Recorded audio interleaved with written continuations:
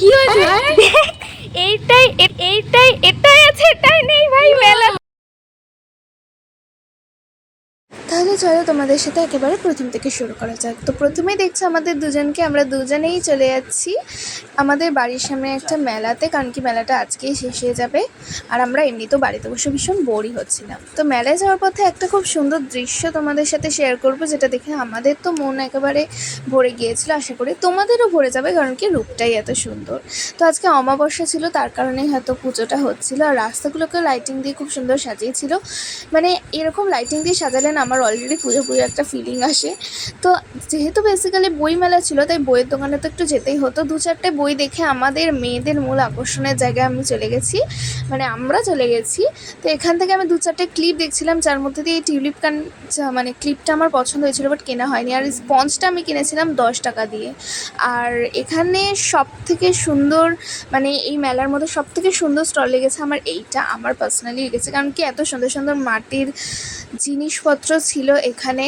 আর তোমাদের সাথে তো শেয়ারই করলাম মাটি দিয়ে তৈরি সবজি, এত ভালো লাগছিলো। আর ওখানে 5 রকম একসাথে পাওয়া যাচ্ছিলো, তাই আমার ফ্রেন্ড দেখাচ্ছিলো।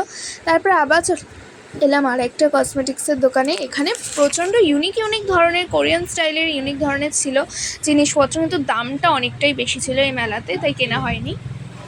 তারপরে তো খিদে পেয়ে গেছিলো, তাই জন্য চলে এসেছি কাকুটার দোকানে। আর সত্যি বলবো, আমরা জাস্ট চিকেন পপকর্ন নিয়েছিলাম, আর কাকুটার বিহেভিয়ার প্লাস ওনার খাবার দাবারের কোয়ালিটি এতটাই ভালো ছিল।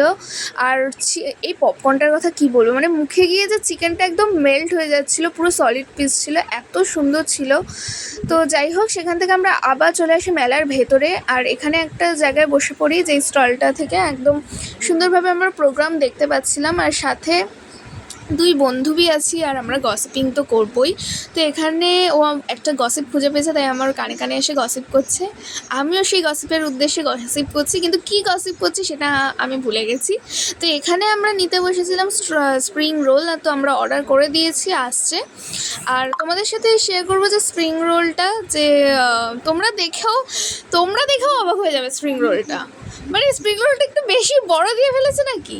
তো যাই হোক, তো তারপরে কিছুটা প্রোগ্রাম দেখলাম, যেটা খুবই মনোমুগ্ধকর ছিল, অনেকে নাচ গান করছিল। তো বেশিক্ষণ আমরা থাকতে পারিনি, কারণ কি বাড়ি থেকে অনেকবার কল চলে আসছিলো, রাত্রির হচ্ছিলো। তো ও এখন দেখাবে ও কী কী কিনেছে। ওর কিছুই পছন্দ হচ্ছিল না, ও তার লাস্টে অনেক কষ্টে এই ব্রেসলেটটা পছন্দ হয়েছে, আর একটা কাজল নিল। আর এর পরেই হলো আমার সাথে সেই ঘটনা, মানে আমার জুতোর এক পাশের ওই ডিজাইন, একটা চৌকো মতো ডিজাইন যে দেখতে পাচ্ছ, এক পাশে আছে এক পাশে নেই। তো এটাই ছিল মূল আকর্ষণ।